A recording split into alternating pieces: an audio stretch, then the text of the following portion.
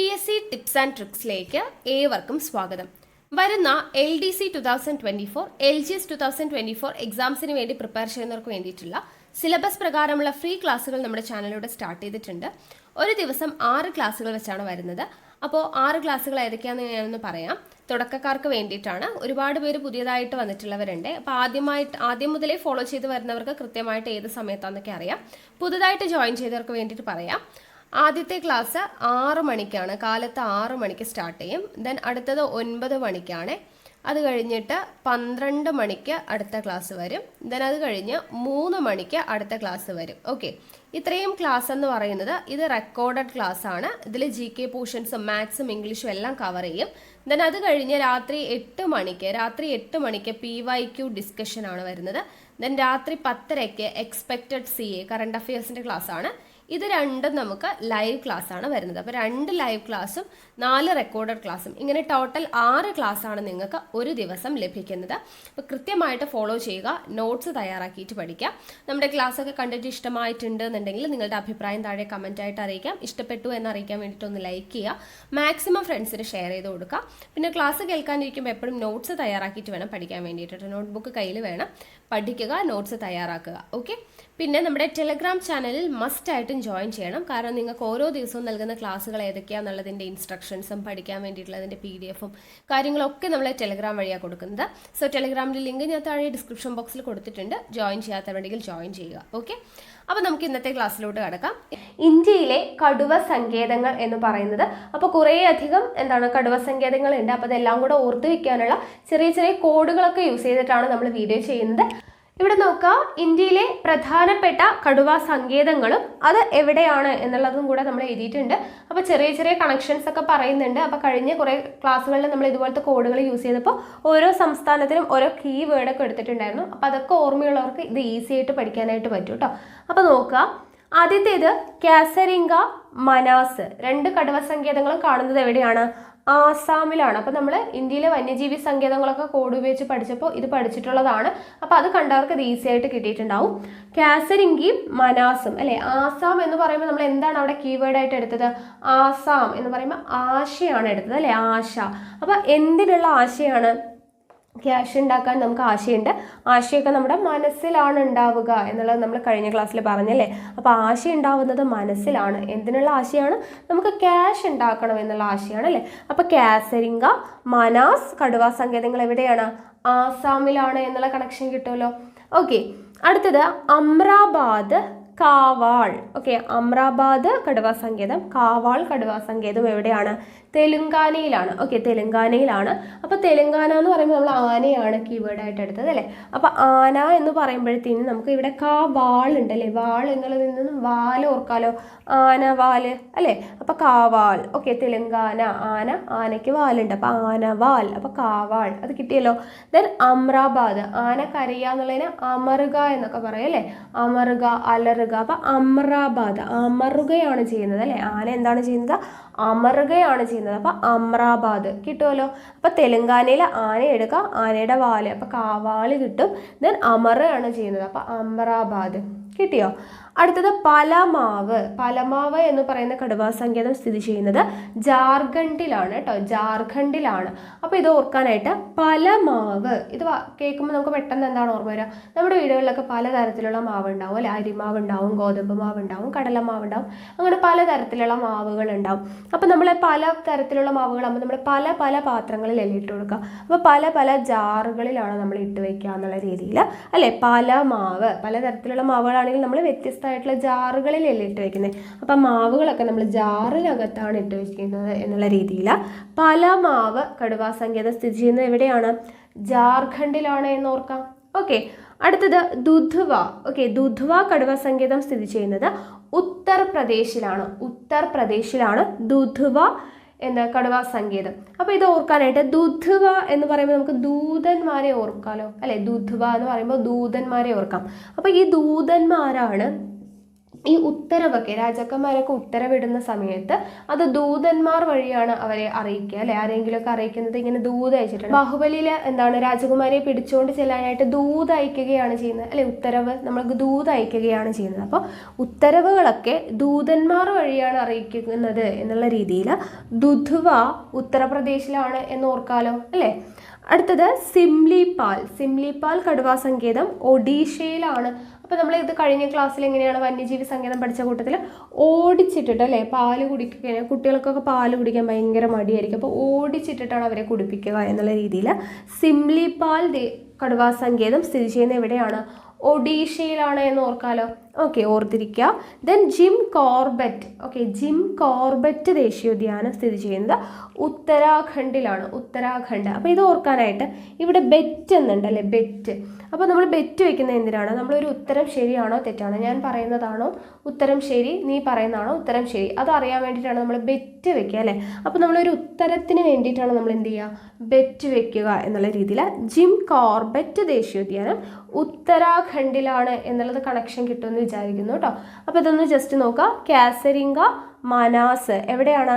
ആസാമിലാണ് സ്ഥിതി ചെയ്യുന്നത്. ആസാം എന്ന് പറയുമ്പോൾ നമ്മൾ ആശ എടുക്കുക. എന്തിനാണ് ആശ എന്ന് പറയുന്നത്? നമ്മുടെ മനസ്സിലാണ്. ക്യാഷ് ഒക്കെ ഉണ്ടാക്കാനായിട്ട് നമുക്ക് ആശയാണ് എന്നുള്ള രീതിയിൽ കാസരിംഗയും മനാസും ആസാമിലാണ് എന്ന് കിട്ടും. അടുത്ത അമ്രാബാദും കാവാളും തെലുങ്കാനയിലാണ്. ആന എന്ന് പറയുമ്പോൾ ആനയുടെ വാല ഓർക്കുക, അപ്പോൾ കാവാള് കിട്ടും. ദെൻ അമ്രാബാദ്, ആന അമറുകയാണല്ലോ ചെയ്യുന്നത്, അപ്പോൾ അമ്രാബാദ്. ഓക്കെ. അടുത്ത പലമാവ് ജാർഖണ്ഡിലാണ്. പലതരത്തിലുള്ള മാവുകളാകുമ്പോൾ നമ്മൾ ജാറുകളിലാണ് ഇട്ട് വയ്ക്കുക എന്നുള്ള രീതിയിൽ പലമാവ് ജാർഖണ്ഡിലാണ് എന്നുള്ളത് ഓർക്കുക. അടുത്ത ദുധ്വ ഉത്തർപ്രദേശ്. ഉത്തരവുകളൊക്കെ ആര് വഴിയാണ്? ദൂതന്മാർ വഴിയാണ് അറിയിക്കുക എന്നുള്ള രീതിയിൽ ദുധ്വ ഉത്തർപ്രദേശ് കിട്ടുമല്ലോ.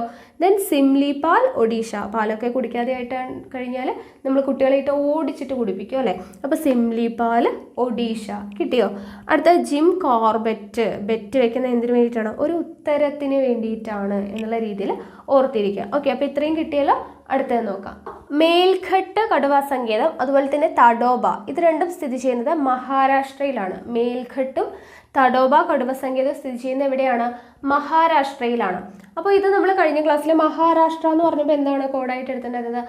മഹാരാജാവ് അല്ലേ. മഹാരാഷ്ട്രേനെ മഹാരാജാവാണ് നമ്മൾ കീവേഡായിട്ട് എടുത്തിട്ടുണ്ടായിരുന്നത്.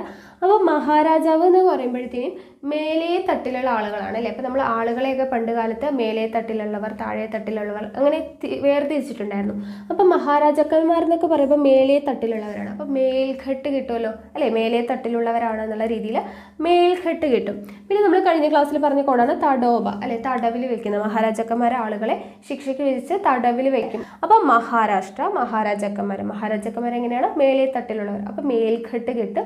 ദെൻ തടവിൽ വെക്കുന്ന കാര്യം മഹാരാജാക്കന്മാർ എന്ത് ചെയ്യും? തടവിൽ വെക്കും അല്ലെ. ശിക്ഷയ്ക്ക് വിധിച്ചിട്ട് തടവിൽ വെക്കും. അപ്പോൾ തഡോബ കടുവാ സങ്കേതം. ഓക്കെ, തഡോബ കടുവാ സങ്കേതം എവിടെയാണെന്ന് കിട്ടി. ഓക്കെ ആണല്ലോ. അപ്പോൾ മേൽഘട്ടും തഡോബയും മഹാരാഷ്ട്രയിലാണെന്നുള്ളത് ആ രീതിയിലൊന്ന് ഓർത്ത് വയ്ക്കുക. ദെൻ ആനമല, മുതുമല, സത്യമംഗലം ഈ 3 കടുവാ സങ്കേതങ്ങളും സ്ഥിതി ചെയ്യുന്നത് തമിഴ്നാട്ടിലാണ്. ഓക്കെ, തമിഴ്നാട്ടിലാണ് ആനമല, മുതുമല, സത്യമംഗലം. അപ്പോൾ തമിഴ്നാട് എന്നുള്ളതിൽ നിന്ന് നമ്മൾ എപ്പോഴും കീവേഡായിട്ട് എടുക്കുന്നത് എന്താണ്? മഴയാണ് അല്ലേ. നമ്മൾ കഴിഞ്ഞ ക്ലാസ്സിൽ മഴയാണ് കീവേഡായിട്ട് എടുത്തിട്ടുണ്ടായിരുന്നത്. അപ്പോൾ മഴയായിട്ടൊന്ന് കണക്ട് ചെയ്യുക. മഴ പെയ്യുന്നത് എവിടെയാണ്?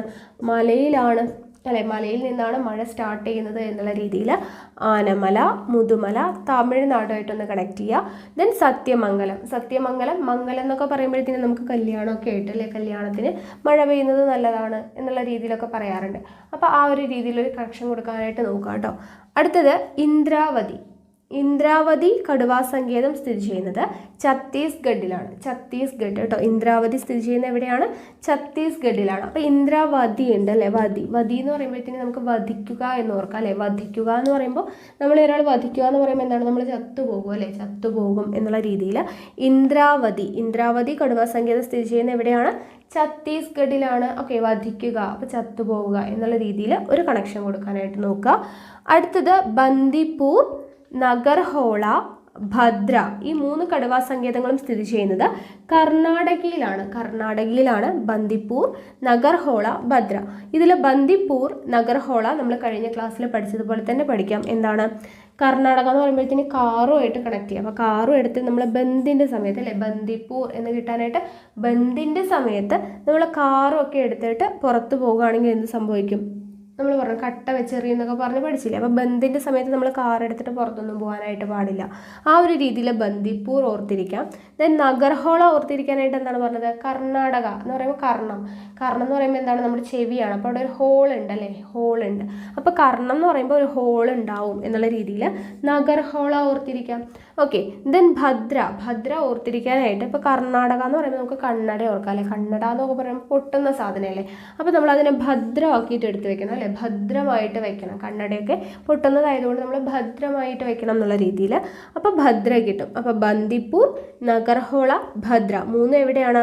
കർണാടകയിലാണ്. അപ്പോൾ ബന്ദിപ്പൂർ കിട്ടാനായിട്ട് ബന്ദിൻ്റെ സമയത്ത് അല്ലെ കാറൊന്നും എടുത്തിട്ട് പോകാൻ പാടില്ല എന്നുള്ള രീതിയിൽ നഗർഹോള കർണം ചെവി, കർണത്തിൽ ഹോൾ ഉണ്ട് എന്നുള്ള രീതിയിൽ നഗർഹോള. കർണാടക എന്ന് പറയുമ്പോൾ കന്നഡ ഭദ്രമായിട്ട് വെക്കണം എന്നുള്ള രീതിയിൽ ഭദ്ര കടുവ സങ്കേതം കിട്ടിയല്ലോ. അടുത്തത് നോക്കാം. രത്തംബോർ സരിസ്ക. ഓക്കെ, രത്തംബോർ സരിസ്ക കടുവ സങ്കേതം സ്ഥിതി ചെയ്യുന്നത് രാജസ്ഥാനിലാണ്. അപ്പോൾ രത്തംബോർ നമ്മൾ കണക്ഷൻ കൊടുത്തത് രത്നം അല്ലെ. രത്നം എന്ന് പറയുമ്പോൾ രാജാക്കന്മാരുടെ കയ്യിലാണ് രത്നം ഉണ്ടാവുക എന്നുള്ള രീതിയിൽ രത്തംബോർ കടുവ സങ്കേതം രാജസ്ഥാനിലാണ് എന്ന് കിട്ടുമല്ലോ. സരിസ്കയും കൂടെ ഒന്ന് പഠിച്ചു വയ്ക്കുക കേട്ടോ. അതിന് പ്രത്യേകിച്ച് കോഡൊന്നും കിട്ടിയില്ല. അപ്പോൾ സരിസ്കയും കൂടെ ഇതിൻ്റെ കൂട്ടത്തിൽ ഒന്ന് ഓർത്തിരിക്കുക. ഓക്കെ. അപ്പോൾ മേൽഘട്ടും തടോബയും മഹാരാജാവ് മേലെ തട്ടിലുള്ളവരാണ്. തടവിലിടുന്ന കാര്യമൊക്കെ ഓർത്തു കഴിഞ്ഞാൽ മേൽഘട്ടും തടോബയും കിട്ടും. തമിഴ്നാട് അല്ലെ മഴയെ ഓർത്തു കഴിഞ്ഞാൽ ആനമല, മുതുമല, സത്യമംഗലം കിട്ടിക്കോളും. ദെൻ ഇന്ദ്രാവതി വധിക്കുക എന്ന് പറയുമ്പോൾ ചത്തുപോകുന്ന കാര്യം ഓർത്താൽ ഛത്തീസ്ഗഡ് കിട്ടും. ബന്ദിപ്പൂർ, നഗർഹോള, ഭദ്ര ഇപ്പോൾ പറഞ്ഞല്ലോ കാറും കണ്ണടിയായിട്ട് കണക്ട് ചെയ്യുക. രത്തംബോർ സരിസ്ക രത്നവും രാജാവുമായിട്ട് കണക്ട് ചെയ്ത് കഴിഞ്ഞാൽ രാജസ്ഥാൻ കിട്ടും. ഓക്കെ ആണല്ലോ. ഇത്രയും കിട്ടിയില്ലേ? അടുത്തത് നോക്കാം. ഇവിടെ നോക്കുക. പന്ന, പെഞ്ച്, സത്പുര, കൻഹ ഇത്രയും കടുവാ സങ്കേതങ്ങൾ സ്ഥിതി ചെയ്യുന്നത് മധ്യപ്രദേശിലാണ്. അപ്പോൾ ഇത് ഓർത്തിരിക്കാനായിട്ട് പന്ന, പെഞ്ച്, സത്പുര, കൻഹ. അപ്പോൾ മധ്യപ്രദേശ് എന്നുള്ളതിൽ നിന്ന് നമ്മൾ കീവേഡായിട്ട് എടുക്കുന്നത് മധ്യമാണ്. ഓക്കെ, മധ്യപ്രദേശ് എന്ന് പറയുമ്പോൾ നമ്മൾ എപ്പോഴും എടുക്കുക. അപ്പം മധ്യമായിട്ട് തന്നെ കണക്ട് ചെയ്യാം. അപ്പം മദ്യം എന്ന് പറയുന്നത് നല്ല കാര്യമല്ല അല്ലേ. അപ്പോൾ അത് പന്നയാണ് എന്നുള്ള രീതിയിൽ ആ രീതിയിൽ തന്നെ കിട്ടുമല്ലോ. പന്ന അല്ലേ, മദ്യം എന്ന് പറയുന്നത് നല്ലതല്ല. അപ്പോൾ പന്നയാണ് എന്നുള്ള രീതിയിൽ പന്ന കടുവ സങ്കേതം കിട്ടും. ദെൻ പെഞ്ച് എന്ന് ഓർക്കാനായിട്ട് നമ്മൾ മദ്യമൊക്കെ കഴിച്ചു കഴിഞ്ഞാൽ ആളുകൾ നല്ല പഞ്ച് ഡയലോഗൊക്കെ പറയും അല്ലേ. പഞ്ച് ഡയലോഗൊക്കെ പറയും എന്നുള്ള രീതിയിൽ പെഞ്ച് ഓർത്തിരിക്കാമല്ലോ അല്ലേ. മദ്യം കഴിച്ചു കഴിഞ്ഞാൽ ആളുകൾ എന്ത് ചെയ്യും? പഞ്ച് ഡയലോഗൊക്കെ പറയും. സിനിമകളിലൊക്കെ കണ്ടിട്ടില്ലേ മദ്യപിച്ച് കഴിഞ്ഞാൽ പഞ്ച് ഡയലോഗുകളൊക്കെ പറയുന്നത്. അപ്പോൾ മദ്യം കഴിച്ചു കഴിഞ്ഞാൽ പഞ്ച് ഡയലോഗ്. അപ്പോൾ പെഞ്ച് കടുവാ സങ്കേതം കിട്ടുമല്ലോ. ദെൻ സത്പുര എന്ന് കിട്ടാനായിട്ട് മദ്യം കഴിച്ചു കഴിഞ്ഞാൽ ചില ആളുകൾ എന്താണ് അല്ലാത്ത സമയത്ത് പറയാത്ത സത്യങ്ങളൊക്കെ വിളിച്ചു പറയും അല്ലെ. മദ്യം കഴിച്ചു കഴിഞ്ഞാൽ സത്യങ്ങളൊക്കെ വിളിച്ചു പറയും എന്നുള്ള രീതിയിൽ സത്പുര കിട്ടുമല്ലോ. അടുത്തത് കൻഹ കിട്ടാനായിട്ട് മധ്യപ്രദേശ് മധ്യമായിട്ട് കണക്ട് ചെയ്തപ്പോൾ വേറെ ഒന്നും കിട്ടിയില്ല. ഇപ്പോൾ ജസ്റ്റ് കൻഹ എന്ന് പറയുമ്പോൾ നമുക്ക് കനിഹ എടുക്കാം അല്ലെ. കനിഹ എന്ന് പറയുന്ന നടിയുടെ ഒരു ഫിലിമാണ് സ്പിരിറ്റ് മദ്യവുമായിട്ട് ബന്ധപ്പെട്ടതാണല്ലോ. അപ്പോൾ ജസ്റ്റ് ആ ഒരു രീതിയിലൊന്ന് കണക്ഷൻ കൊടുക്കാനായിട്ട് ശ്രമിക്കുക കേട്ടോ. അപ്പോൾ മധ്യപ്രദേശാണ്. അപ്പോൾ മദ്യമായിട്ടാണ് നമ്മൾ കണക്ട് ചെയ്തത്. മദ്യം എന്ന് പറയുന്നത് നല്ലതല്ല, പന്നയാണ് എന്നുള്ള രീതിയിൽ ഓർത്തിരിക്കുക. മദ്യം കഴിച്ചവർ എന്ത് ചെയ്യും? പഞ്ച് ഡയലോഗ് പറയും. അപ്പോൾ പെഞ്ച് കടുവാ സങ്കേതം കിട്ടും. ദെൻ സത്യങ്ങൾ അല്ലെ. മദ്യം കഴിച്ചു കഴിഞ്ഞാൽ എന്ത് ചെയ്യും? സത്യങ്ങൾ വിളിച്ചു പറയും എന്നുള്ള രീതിയിൽ സത്പുര കിട്ടുമല്ലോ. ദെൻ കനിഹ സ്പിരിറ്റ് മദ്യം എന്ന് പറയുന്ന ആ സിനിമയായിട്ടൊന്ന് കണക്ട് ചെയ്യാനായിട്ട് നോക്കാം കേട്ടോ. അപ്പോൾ ഇത്രയും കിട്ടിയോ മധ്യപ്രദേശിൽ. അടുത്തത് പെരിയാർ, പറമ്പിക്കുളം. ഇത് രണ്ടും നമുക്കറിയാം നമ്മുടെ കേരളത്തിലാണ്. പെരിയാർ എവിടെയാണ്? ഇടുക്കിയിലാണ്. പറമ്പിക്കുളം എവിടെയാണ്? പാലക്കാടാണ് അല്ലേ. അപ്പോൾ ഇത് ഓർക്കാനായിട്ട് പെരിയാർ എന്ന് പറയുമ്പോൾ എന്ന് പറയുമ്പോൾ വലുതാണ് അല്ലേ. അതിൻ്റെ ഓപ്പോസിറ്റാണ് ഇടുങ്ങിയത് അല്ലേ. അപ്പോൾ പെരിയാറും ഇടുക്കിയും കൂടെ അങ്ങനെ കണക്ട് ചെയ്യാം. പെരിയാർ എന്ന് പറയുമ്പോൾ വലുതിൻ്റെ ഓപ്പോസിറ്റാണ് ഇടുങ്ങിയത്. അപ്പോൾ പെരിയാർ ഇടുക്കിയിലാണ്. പറമ്പിക്കുളം പാലക്കാട് അല്ലേ. പാലക്കാട്. അപ്പോൾ കാട് പറമ്പ് എന്നൊക്കെ പറയുമ്പോഴത്തേക്കും ഏകദേശം ഒന്നല്ലേ. അപ്പോൾ പറമ്പ് പാലക്കാട്, കാട് പറമ്പൊക്കെ ആയിട്ടൊന്ന് ജസ്റ്റ് കണക്ട് ചെയ്യുക. ഇത് രണ്ടും കേരളത്തിലാണെന്നുള്ളത് നമുക്കറിയാം. ഓക്കെ, അപ്പോൾ അതൊന്ന് പഠിച്ചു വയ്ക്കുക. അടുത്തത് വാൽമീകി ബീഹാറിലാണ് വാൽമീകി. അപ്പോൾ ഇത് പറയാനായിട്ട് വലിയ കോടൊന്നുമില്ല. അപ്പോൾ വാല് വേണമെങ്കിൽ നമുക്ക് കണക്ട് ചെയ്യാം അല്ലേ. ബീഹാർ, ബി എന്ന് പറയുമ്പോൾ എന്താണ്? ഈച്ചയാണ് അല്ലേ. ഈച്ച. ഇപ്പം ഈച്ചയ്ക്കൊക്കെ എന്താണ് വാലൊക്കെ ഉണ്ടാവും എന്നുള്ള രീതിയിൽ ജസ്റ്റ് ഒന്നിങ്ങനെ വേണമെങ്കിൽ കണക്ട് ചെയ്യാം, ഇല്ലെങ്കിൽ കുഴപ്പമില്ല. വാൽമീകി ബീഹാർ ഒന്ന് പഠിച്ചു വയ്ക്കുക കേട്ടോ. അടുത്തത് നന്ദഫ പാക്കുയി. നന്ദഫ പാക്കുയി ഇത് രണ്ടും സ്ഥിതി ചെയ്യുന്നത് അരുണാചൽ പ്രദേശിലാണ്. അരുണാചൽ പ്രദേശിലാണ്. അപ്പോൾ ഇത് ഓർത്തിരിക്കാനായിട്ട് ഇവിടെ അരുണാചൽ ഉണ്ട് അല്ലേ. ചൽ എന്ന് പറയുമ്പോൾ എന്താണ്? ചലിക്കുക അല്ലെ, പോവുക. അപ്പോൾ ഒരാൾ നമ്മൾ ഇങ്ങനെ പോകുന്ന സമയത്ത് നമ്മൾ ഒരാളെ എങ്ങനെയാണ് വിളിക്കുന്നത്? കൂക്കി വിളിക്കും അല്ലേ, കൂയി എന്ന് വിളിക്കും അല്ലേ. അപ്പോൾ ആ കൂയി, അപ്പോൾ പാക്കുയി കിട്ടിയോ? കൂയിന്ന് വിളിക്കും അല്ലേ, കൂക്കിയിട്ട് കൂയിന്ന് വിളിക്കും. ഒരാൾ പോകുമ്പോൾ ഒരാൾ പോകുന്ന സമയത്ത് നമ്മൾ കൂയിന്ന് വിളിക്കും. അപ്പോൾ പാക്കുയി കിട്ടിയോ? അപ്പോൾ നന്ദഫ പാക്കുയി അരുണാചൽ പ്രദേശ് കിട്ടിയല്ലോ. അപ്പോൾ ഇത്രയും ഓർത്തിരിക്കുക. പന്ന, പെഞ്ച്, സത്പുര, കൻഹ മധ്യപ്രദേശ്. മധ്യമായിട്ട് കണക്ട് ചെയ്യുക. മദ്യം പന്നയാണ്. പഞ്ച് ഡയലോഗ് ഓർക്കുക. സത്യങ്ങൾ വിളിച്ചു പറയുന്ന കാര്യം കൻഹ കനിഹേനെ ഓർക്കുക കേട്ടോ. Then Periyar Parambikulam Idukki Palakkad. Okay. Then Valmiki ബീഹാറാണ്. നന്ദഫ പാക്കുയി അരുണാചൽ പ്രദേശ്. ഓക്കെ. അപ്പോൾ കോഡൊക്കെ കിട്ടിയെന്ന് വിചാരിക്കുന്നു. അപ്പോൾ ഇത്രയാണ് ഇന്ത്യയിലെ പ്രധാനപ്പെട്ട കടുവാ സങ്കേതങ്ങൾ. ഇനിയും പഠിക്കാനുണ്ട്, അത് നമുക്ക് അടുത്തൊരു ക്ലാസ്സിലായിട്ട് ചെയ്യാം. അപ്പോൾ ഇത്രയാണ് ഇന്നത്തെ ക്ലാസ്സും കോഡും ഒക്കെ നിങ്ങൾക്ക് ഇഷ്ടമായി എന്ന് വിചാരിക്കുന്നു. അപ്പോൾ വീഡിയോ ഇഷ്ടമായെങ്കിൽ ലൈക്ക് ചെയ്യുക, ഷെയർ ചെയ്യുക. നിങ്ങളുടെ സജഷൻസ് എന്തെങ്കിലും ഉണ്ടെങ്കിൽ കമൻറ്റ് ബോക്സിൽ രേഖപ്പെടുത്തുക. കൂടുതൽ വീഡിയോസിനായി ചാനൽ സബ്സ്ക്രൈബ് ചെയ്യുക.